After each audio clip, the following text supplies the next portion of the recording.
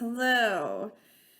So welcome to chapter 1 of social problems. And here we're going to go over some main concepts and key terms and things so that way we can get acquainted with how we're going to analyze social problems. So first, your book wants to start out with talking about social institutions, which is any set of persons cooperating together to organize stable patterns of human activity. Examples of social institutions: marriage. Now, our marriages in the U.S. look different than marriages in other parts of the world, but in our culture here, it is an institution where there's certain expectations, rituals, beliefs regarding that, and it's very much a part of our culture, so it's an institution. Education, the labor market, government, these are all institutions. Healthcare is an institution. But these are all stable patterns of human activity, which is like really part of our culture when we talk about these institutions. Let's just keep going. So when we talk about cohorts, this is a group of individuals of similar age within a population who share a similar experience. So generations are considered cohorts. So the millennial generation. I'm a millennial, okay? The generation before me is Gen X. But we determine who's a part of each generation based on when they were born. I don't know, you guys. I could look up your birthdays if I really wanted to, but I'm assuming the majority of this class are Gen Z, which is the generation after millennials. So this is people age 18 and 34 in 2014. Our millennials have obviously aged more than that because that's a really old statistic. But at that point in 2014, we saw within the cohort of the millennial generation that 32% lived with their parents in the rising age of first marriages. And we can see from a sociological aspect as to why millennials were marrying later and taking longer to take flight from their parents.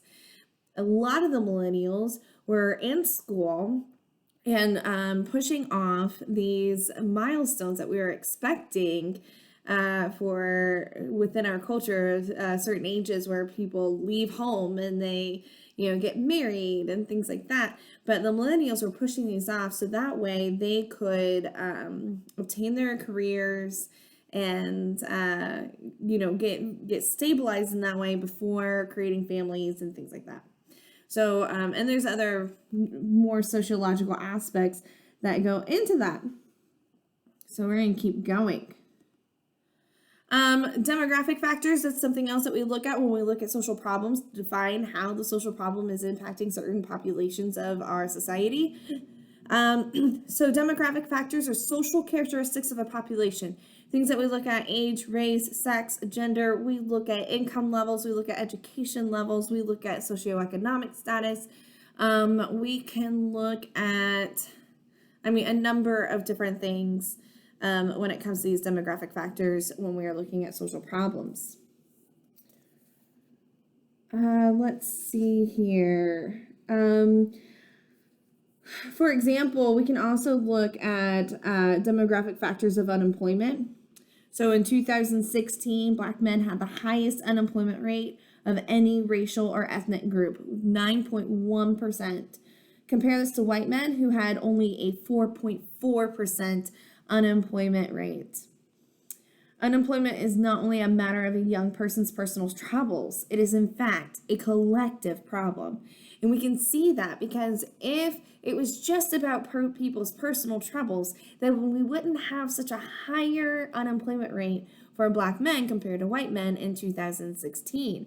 It would be more evenly distributed, but it's not, meaning that there's societal impacts as to why this group of individuals or this group of men are more unemployed than other groups. Okay. All right. Let's see here. Unemployment is not, so we look at a group's intersectionality, which I think, yes, is the next slide. So intersectionality is the way demographic factors combine to affect people's experiences. So what we can do is we can say, describe yourselves. Okay, so like me, I am a white woman in her 30s who is a professor.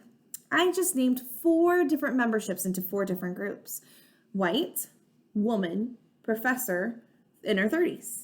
Okay, so being assigned into those groups, and some of them we choose and some of them we don't. For example, I didn't choose to be white. I was born white. Okay, and I can't really choose to go not be white. Okay, being a woman, excuse me. This gets a little bit more difficult when we say choosing and things like that, but not really when we look at the actual, like, what it means to be a part of being a woman group. So I'm in the woman group. There comes different experiences and things like that, and things like sexism and stuff for being a woman. Okay, so being a membership in these groups, those things that happen because you are a part of those groups, they impact your experiences in your life and your life perspectives, which then leads into this intersectionality. Okay, so it's the way demographics fit. Okay, let's keep going. So social class is a category of people with similar experiences because of the amount of income and wealth they possess. Okay, and remember, wealth, we're also talking about assets.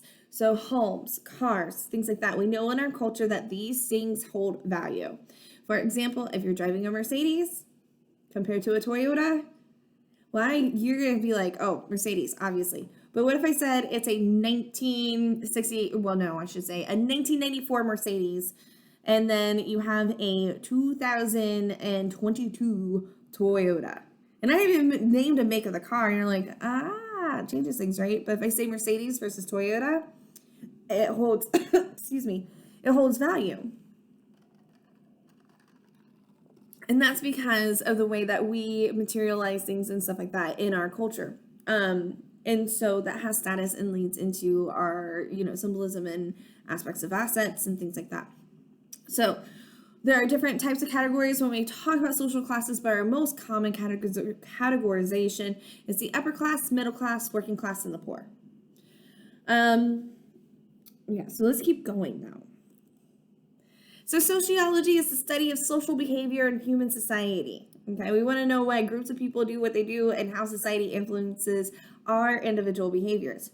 For example, let's go back to intro to sociology. I want to ask you guys, what is your favorite movie? And why is it your favorite? Is it because you really liked it? What was your experience watching it? Were other people influencing your decision to really like that movie? For example, I love Harry Potter. I am a Harry Potter fan, a nerd. I remember the first time I ever heard someone read Harry Potter, and I was hooked there. Okay, I was in the 6th grade when Harry Potter first came out. I know, right? And like I said, I'll never forget it. And so I've read all the books multiple times. I've watched the movies multiple times. But why do I love it so much? Is it just because of me? I'm going to tell you no, it's not. And I know it's not. Okay, because I study sociology, and I know that my likes and dislikes are influenced by those in society around me. For example, Harry Potter was a huge, huge thing coming out. I don't remember my librarian teacher reading many books to us, but that one I do remember, and she was hyped about it, and I was like, oh, this is going to be good.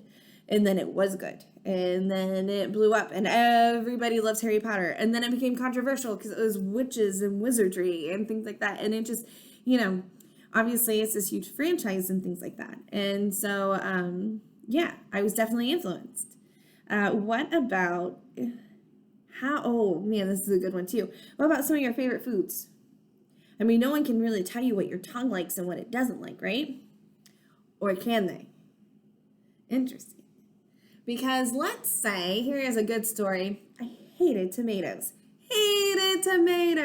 I'd have ketchup, I'd have pizza sauce, but tomatoes, oh gosh, no. Ooh, gross. Ugh. Okay, so never have tomatoes on anything. My husband's the same way. Okay, we hated tomatoes. But then last year during COVID, we decided to grow a big, huge garden. And my mother-in-law loves tomatoes. So we planted a crap ton of tomatoes. I mean, so many tomatoes. We had more tomatoes of anything else in that garden. And basically for one person to eat because she loves tomatoes so much. And now it's not like she just loved tomatoes all of a sudden. She's always loved tomatoes. But this was the first time that I actually saw, like, no pun intended, the fruits of our labor. And the tomatoes growing and taking care of them. And you know what? I really like suckering tomatoes. I don't know why it became therapeutic for me, but it did. So I suckered tomatoes and stuff like that all last year. Wouldn't eat one because I didn't like tomatoes. But then after the garden was done, I was like, you know what? Running through Wendy's, I'm going to try a tomato on my sandwich and just see.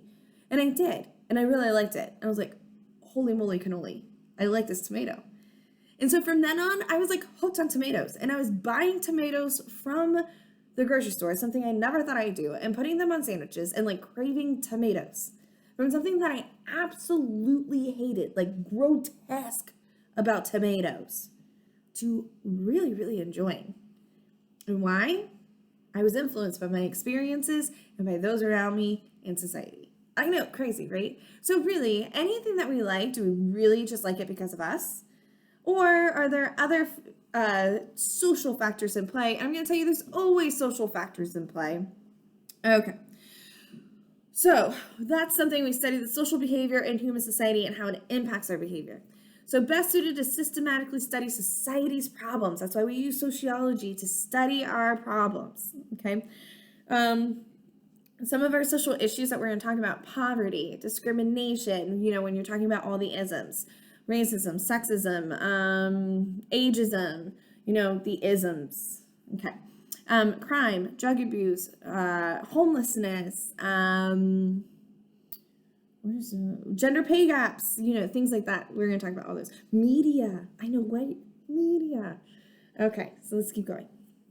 So a social problem is a social condition, event, or pattern of behavior that negatively affects the well-being of a significant number of people, or a number of significant people, okay, who believe it needs to be changed or exonerated or eradicated. Okay, all right. Aspects of social problems. So the objective aspects: concrete measure of a problem and its prevalence. How much is it occurring? How impactful is it? What is it affecting? What are its effects? And we study using quantitative research. Quantitative meaning quantity, quantitative numbers, okay? How many people is it impacting? Example, the crime rate, okay? Ooh, I really like talking about the crime rate and, myths of it rising and things like that, because that's not always true. Ooh, that's where the media report comes in, because we use the media report to determine if things are really happening as the way they're described.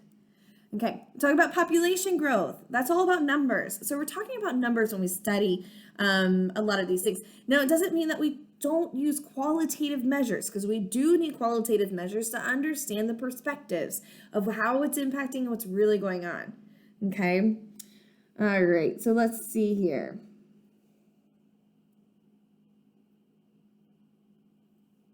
And keep going. So when we talk about qualitative mean perspectives and things, those are subjective aspects, what people define as a social problem, okay? For example, and I want to say, does your book give, I'm trying to think of the example your book gives here. Let me think. Well, we don't define driving as a social problem, even though we see a lot of people pass away in tragic car accidents and things like that while driving. There's a lot of numbers of people who have passed on because of driving, but yet we don't define that as a social problem. Yet we do define some other things as social problems, like human trafficking. Okay, yes, it is a social problem. Yes, it needs to be addressed. Yes, we need to find solutions. However, when we look at human trafficking compared to people who die in car accidents, there's a lot more people who die in car accidents than there are people who are impacted by human trafficking. Yet, we don't define people dying in car accidents as a social problem, but we do define human trafficking as a social problem. Okay, so what people define as a social problem is subjective. Okay, objective means concrete, numbers, hardcore facts. Subjective is about our personality or our perspectives and emotions and what we define and what we don't define as social problems. So it's studied using qualitative research. Again, we're looking at interviews, we're looking at talking to people, we want their perspectives, things like that. Oh, Here's the example. AIDS versus car crashes is a social problem. There we go. But I think my example probably will hit a little bit better for you guys when we talk about human trafficking versus car accidents. Okay, let's go. So social constructionism. First of all, when we say constructionism, it kind of sounds like construction, right? Meaning that we're building things. Well, that's what we're talking about here. A construct is something that we have defined as a society ourselves. So the social process by which people define a social problem into existence, okay? Meaning that we say it's a social problem. No one else is coming in here like, I don't know, a social problem deity and saying, this is a social problem. No, we as a society, we decide if it's a social problem or not. And so that is a construct. All right, so social problems are what people think they are, and they're often influenced by political power. So for example, these abortion bans. I know we're going to get controversial the first week, and we're not even going to be there to like really talk and interact about it, but we can when we come back the next week for week number 2. But abortion bans. We went through this whole thing as a society that abortions are a social problem and that they're happening at a really high rates. And, we need to ban abortions in order to eradicate abortions. I'll tell you the research. So actually banning abortions doesn't decrease abortion rates, it increases abortion rates. And then it increases the really unsafe abortion rates. Yeah, so it costs our healthcare and things a lot more money. And then our mortality rates go up as a country too. So really not great, to be honest. But we define that as a social problem. And so our solution is to ban abortions in Ohio and other states, even though it's not evidence-based. Okay, I'm gonna keep going. All right. Social structure, pattern of interrelated social institutions. So social change typically influences social structure. Change often involves social movements. And we've seen a lot of those in the last 4 years. I mean, we had the famous Women's March in 2016. We've had the Black Lives Matter marches. And those have been going on for years. Now organizations, National Organization of Women, those marches and things. Plenty of marches and stuff. And, marches to save, certain Confederate soldier statues and, all kinds of different marches and social changes that we've been seeing, especially since this pandemic. So social movements is a collective effort to realize social change in order to solve a social problem. Yeah. And like I said, we've been seeing a lot of those lately, which is kind of interesting for us in our history. And then this class that we get to discuss it all and kind of analyze and make sense of it. Okay, let's keep going. So the sociological imagination. C. Wright Mills came up with this, and we really appreciate him for that. He wrote that underlying this sense of being trapped are seemingly impersonal changes in the very structure of continent-wide societies. So this is a form of self-consciousness that allows us to go beyond our immediate environment and understand the major structural transformations that have occurred. What does that mean, right? Well, in order to understand our personal hardships and our own individual feelings, we must be aware of the larger forces of history and of social structure. So the sociological imagination, allows us to do that. It provides us with insight into social conditions of our lives and helps us understand why we feel trapped, insecure, isolated, and powerless.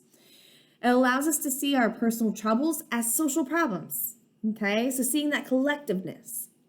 It requires that we take a global perspective, So the sociological imagination takes us from just thinking about ourselves and like, this is my personal problem, blah, blah, blah, into, hey, I have a place in society, and this is what my place in society looks like, my space in society, and this is what society is dealing with, and so it's a societal issue. For example, unemployment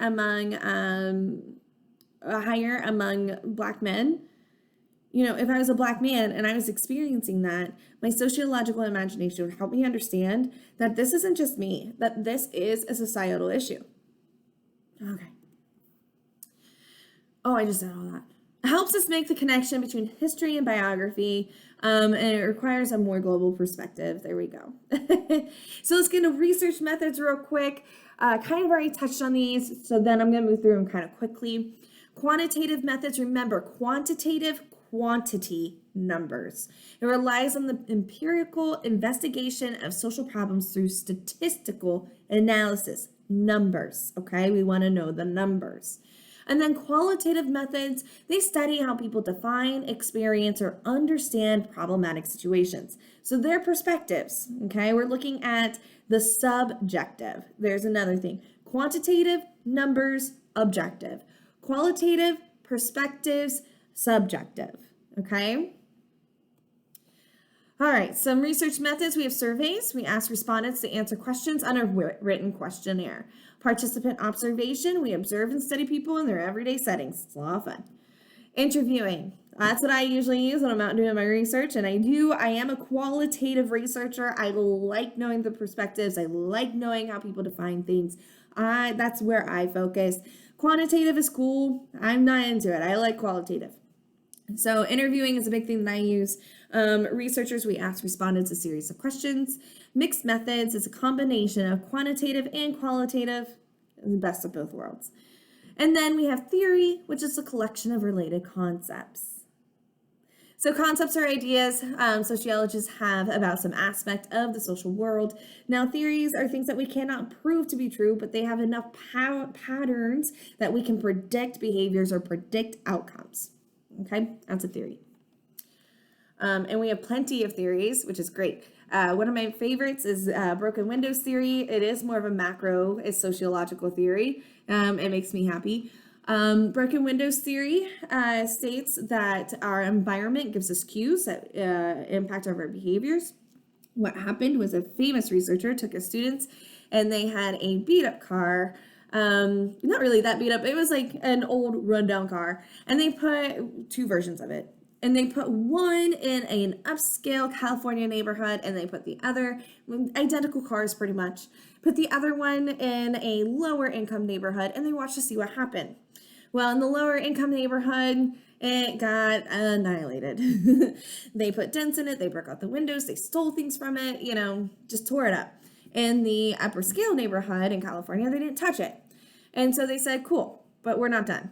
So they decided to change the environmental cues of the car being broken down in this neighborhood. And what they did is they went ahead and kind of annihilated the car themselves. They broke out a few windows. They, maybe tore off the muffler and just scruffed it up a bit, okay? And then stuck it down back in those neighborhoods. In the low income neighborhood, same thing happened. They stole the stuff off of it, they messed it up, they beat it, whatever. In the upper scale neighborhood, they did too.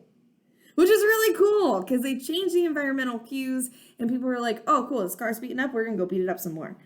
And so even in the upper scale neighborhood, they did that. And so we were able to take that theory and they applied it to the subway stations and subway cars in New York City, which is a really neat way to use it. And a really positive way to use it, because if you guys have heard of broken windows theory lately in the news in the past year, you'll know that's not had that great of a rap lately. And I'll explain that here in a minute. But anyways, they said broken windows theory, if we clean up these cars, then people will be less likely to commit crimes and things like that down here and loiter and spray paint these cars and things like that. So let's dress it all up down here. Let's clean it up. Let's make it look really nice. And so they did. And the crime rates that were happening in the subways, it decreased. There's less homelessness going on in the subways and stuff too, less crimes happening. It wasn't as scary of a place, all because they decided to change the environmental cues. Now, the bad things about broken windows theory being applied to certain aspects of our society is that it's also used in policing tactics. And so we see, because of broken windows theory, and it says that our environmental cues influence our behaviors, that policing tactics in lower income neighborhoods that are less resourceful and have higher crime rates, well, police are out there patrolling those more, which means that these residents are at a higher risk of being arrested and things like that for same crimes that people are doing in other neighborhoods. Jaywalking, maybe throwing out a McDonald's cup, things like that. But because of broken windows theory, they are policing these neighborhoods and stuff like that more, meaning that people are more likely to be arrested for these crimes that are happening in other communities. Okay, so there's my thing about that. Let's keep going. So 3 main sociological theories. We have structural functionalism. You guys should recall these from Intro to Sociology. And if you had me in Intro to Sociology, I'm really hoping that you've been dreaming about them since. So structural functionalism considers how various social phenomena function or work in a positive way to maintain unity and order. So we're talking about, the little gears and cogs, and they have to work together in order to keep the machine going. And that's how we are as society. If one of those cogs or gears breaks, then oh crap, things are going to go wrong. And we've seen that lately in our history, and I'm going to bring it up again because it is very interesting when we apply structural functionalism to the idea of over-policing or, these, gosh, what can I think of the word now? Police brutality. Oh gosh, okay. All right. So, police brutality, and we're seeing a fallout of trust. I mean, the BIPOC community already didn't have trust for our, policing institutions. And so now we're seeing it kind of spread, and it's really being highlighted and emphasized and things like that too. And we are seeing this police brutality, which is not an individual problem from a sociological perspective. It is a societal issue, because when you look at the policing tactics, such as using broken windows theory to organize their policing tactics, that is an issue. That's an issue. It doesn't mean that cops are bad, and it doesn't mean the system's bad. It means that we've done wrong with how we're implementing it. Okay, and that is a sociological issue, which is now impacting the police brutality. And so when that happens, when we're seeing, if we look at police institution as a cog, and it's broken, okay, and now we're seeing it trickle, these effects, this malfunctions, they're trickling out into society, okay? And so we saw that with the George Floyd case, okay? And that's going to be, obviously it's famous. It's going to be famous forever. It's historical. Okay, and so with that, what happened is, we watched this police brutality go down. We saw all kinds of outcries and things like that, but this wasn't the first time it's happened. Okay, we had Breonna Taylor. We've had, Amar. So many of these cases where the police officers walk off and they walk free. This time they didn't. And so, we were in a dysfunction when we look at that part of our society. When we look at policing and things like that, we were in this huge dysfunctional state. We were in what we call disequilibrium, which is when we are unbalanced, when the cogs aren't all working together in this unified way to keep order. Okay? And so what we have to do as a society is when we fall into this disequilibrium, we've got to do some stuff to try and fix those cogs so they'll move back together again and things. And so what happened was we started seeing these cases of police officers being held accountable for their actions. For another example is the case where the white woman police officer was going home and went into the wrong apartment and shot the black guy who was in his own apartment eating ice cream on his couch and killed him. Well, sorry, I don't mean to smile or anything, but oh my gosh, she was convicted of murder and then just tried to appeal it. And thankfully, the courts would not uphold her appeal. And so she will not be able to appeal her case.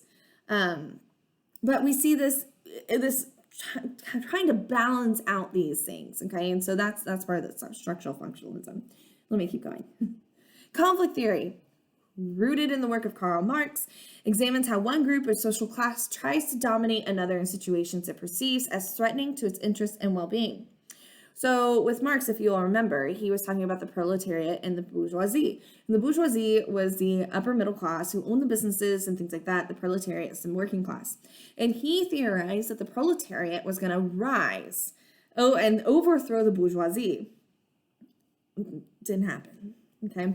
But we are seeing this occurring in our everyday still, where we see a group of people who have power and they use that to their advantage in order to keep their privileges and their advantages over others. Okay. And then symbolic interactionism. Society is a product of symbols that are given meaning by people in their interactions. Social self is a process by which we are able to see ourselves in relationship to others. So when we talk about symbolic interactionism, I want you to think of all the symbols that we have. This is the easiest way to look at it. And then we move into the deeper ways of symbolic interactionism. So, I mean, one of our biggest symbols in our country is our flag, right? That's a huge symbol. But if you really look at it, it's just some stripes and stars. What? But yet we have this high respect for our flag in the U.S. In fact, it is so highly respected that it's become a huge controversy of how we disrespect the flag. So again, that's a sign of symbolism. When we meet certain people before COVID, we would shake hands. Okay, that's symbolism. And then we also can see it in our interactions. So symbolic interactionism is one of the, well, I shouldn't say one of the only, but it is a micro sociology theory, meaning that we're looking at the interactions of individuals rather than large groups. For example, the way that you and I interact when we meet face-to-face next week is going to be different than how you interact with your friends or your parents or things like that because of our symbols. Me being professor, I have a status, and you being student has a status. And so it's going to change our interactions, okay? I'm going to interact with you differently because you are a student, okay? However, if you were my friend, I'm going to interact with you differently because you have a different symbol and a different status, okay? Makes sense? Yes. So that's symbolic interactionism. Okay, and service sociology is socially responsible and mission-oriented sociology of action and alleviation. It's motivated by care, compassion, and concerned with helping people meet their pressing social needs. This kind of sounds like social work, so but just not licensed, I guess. Okay. Let me see here. Oh, let me go back. Well, I do want to add in on the symbolic interactionism. Maybe it'll help if you recall the looking glass self. If you remember those kinds of things, I'm going to let you, the self-fulfilling prophecy, I'm going to let you read about those in your book. I'm not going to go on because we're already 32 minutes into this and I don't want you to have an hour and a half video to watch. Oh, well, you don't because it's the end. So if you have any questions about that, like I said, we'll go into it a little bit more when we come back for week 2 of classes that Monday. I think it's August 30th. And remember, we will be meeting face-to-face then. What I would like you to do is I would like you to read through this chapter, and I want you to send me 3 things, okay? You can send me 3 things that you like about the chapter, 3 concepts, 3 things that really interested you. You can send me 3 questions. I just need 3 of something, okay? So it could be 1 concept that you really liked and 2 questions. It could be 3, whatever, okay? But I need an email because it counts as your attendance and your participation for week 1 since we will not be meeting face-to-face. But I need an email that has 3 things in it, okay? Like I said, it could be all 3 questions about the chapter. It could be all 3 concepts that you really like. It could be 2 concepts that you like, 1 question, however you want. But I need 3 things from the chapter showing me that you read it and you're comprehending or asking the questions for further clarification. All right, happy learning, and I will see you August 30th in class in person.